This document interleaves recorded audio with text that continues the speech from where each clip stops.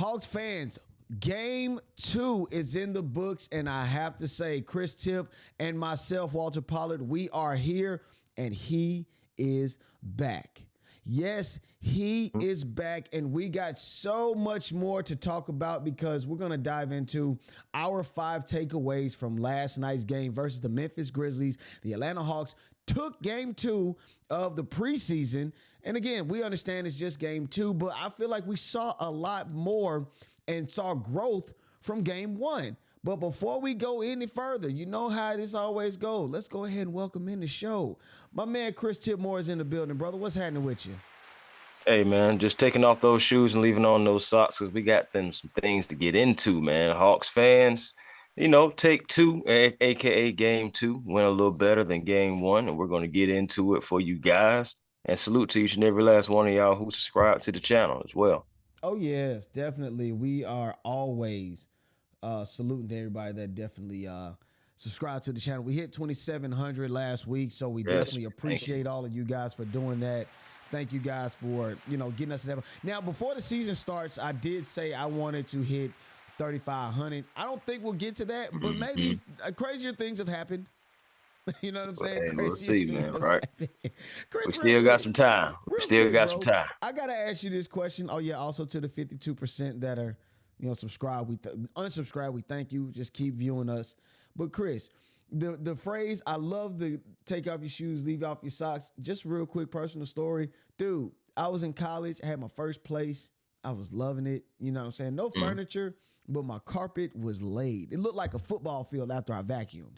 And this guy had some leather boat shoes, Sperry's to be specific. He wore them with no socks. Oh, that was the first time I ever told anybody to put their shoes back on in my house because his feet were funky. Funky.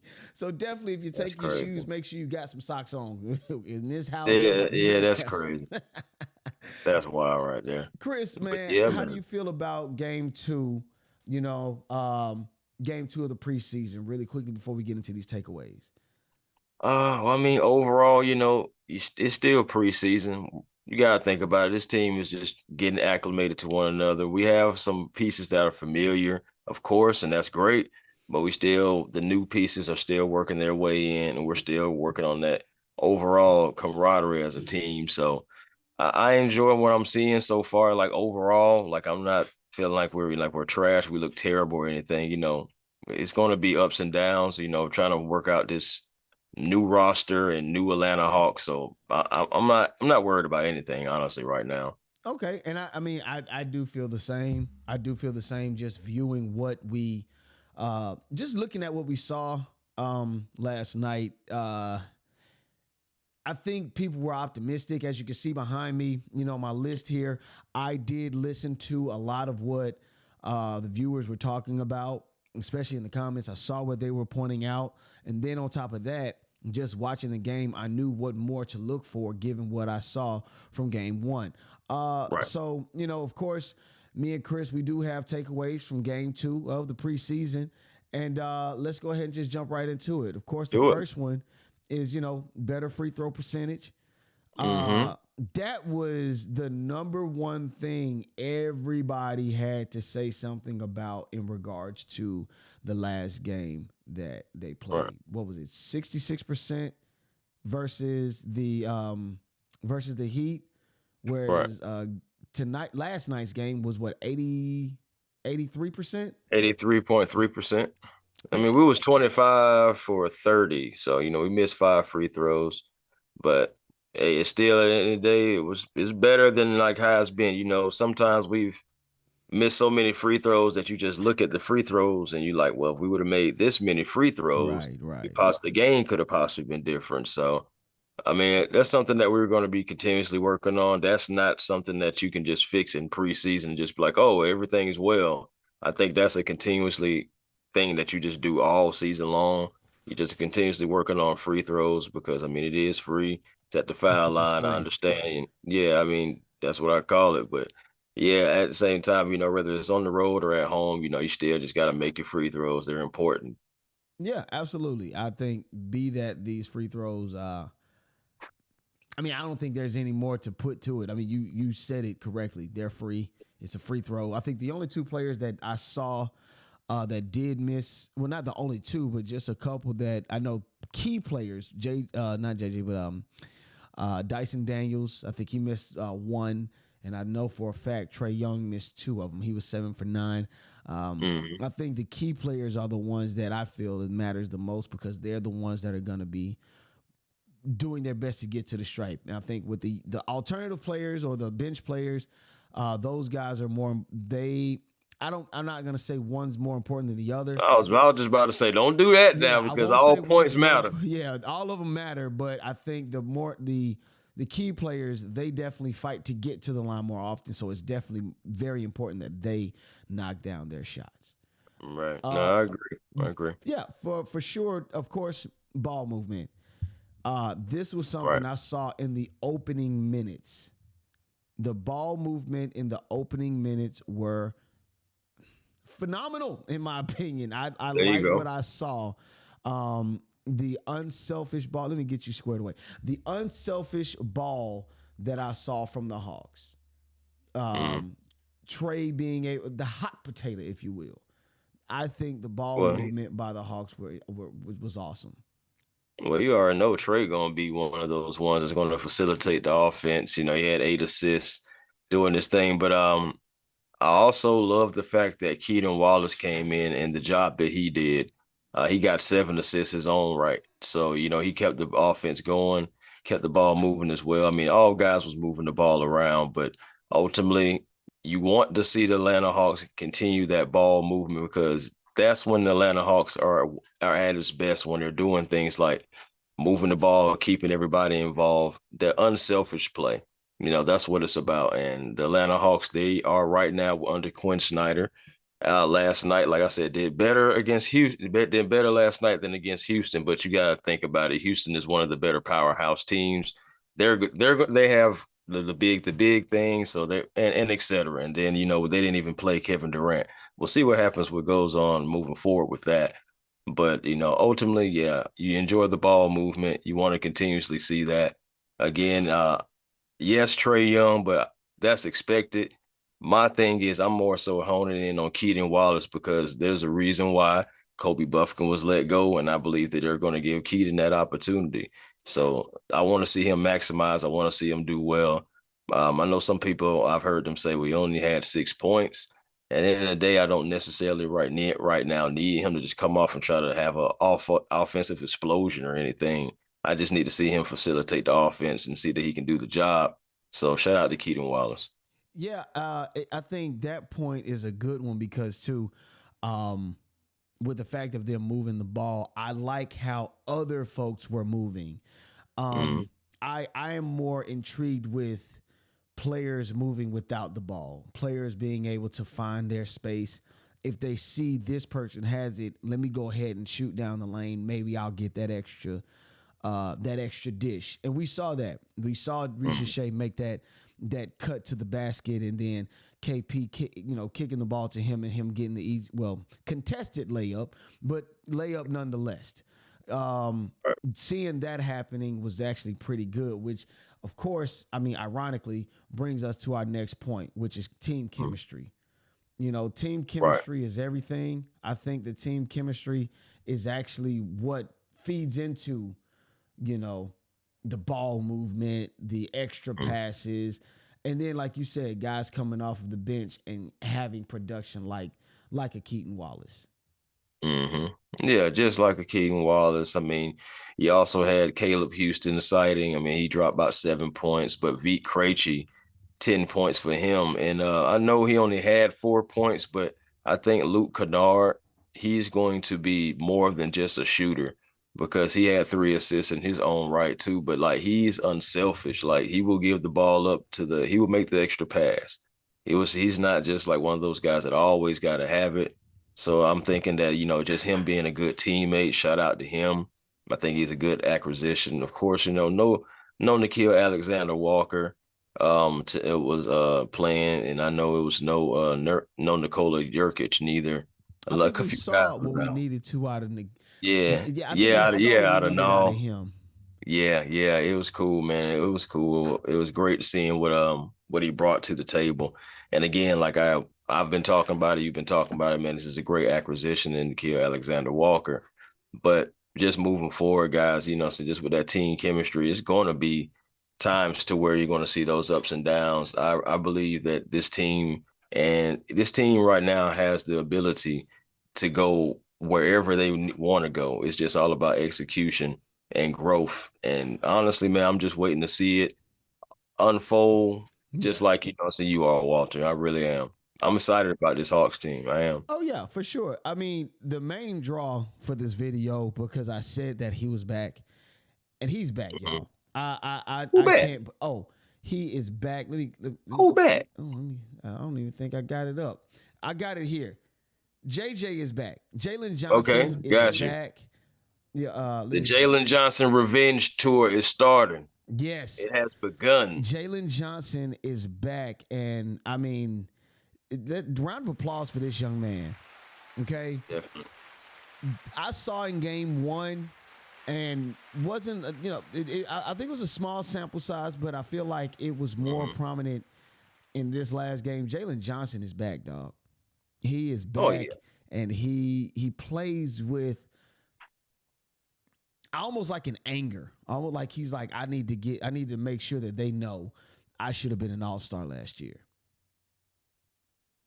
Hey, man, the one thing about it, just consistency, health, that's going to play a part in it. But yes, man, Jalen Johnson, you think about it, he had 10 points already by the end of the first quarter. Mm-hmm. And the way that this man just comes in and just dominates his position, but it wasn't just that, man. I feel like his ball handling has definitely got better just off of one exchange where he came down, the defender tried to take a swipe at the ball, hit the spin move, hit the in and out, and then goes right to the rim.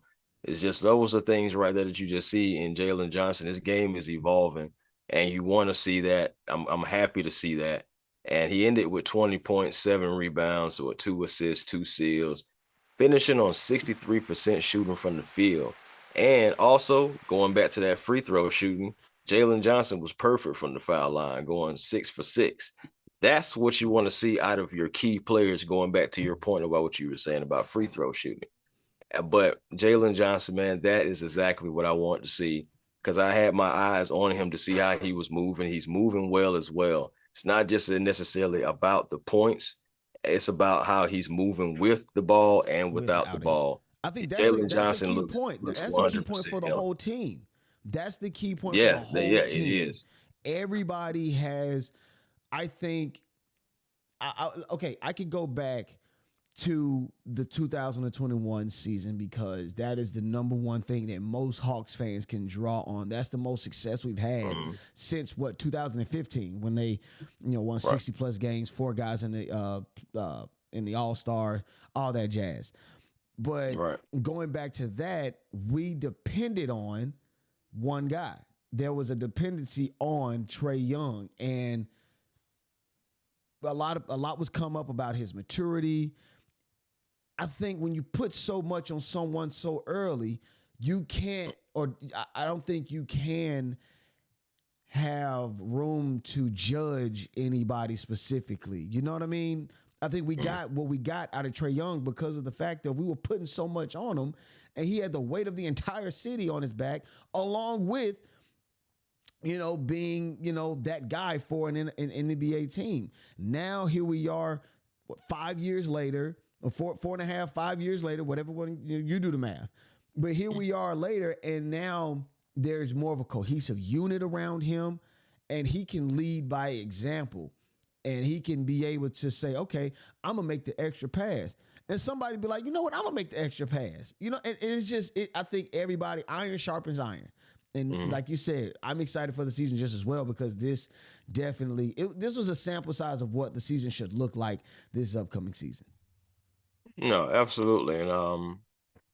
And just like I said, this with going back to the team chemistry thing, when you look at the game too, you've seen that the Hawks were doing some of the things that they did best last year. Mm-hmm. They were, we were one of the best teams in pace, at least top 5. I believe we was in the top 3 though, honestly. Sure.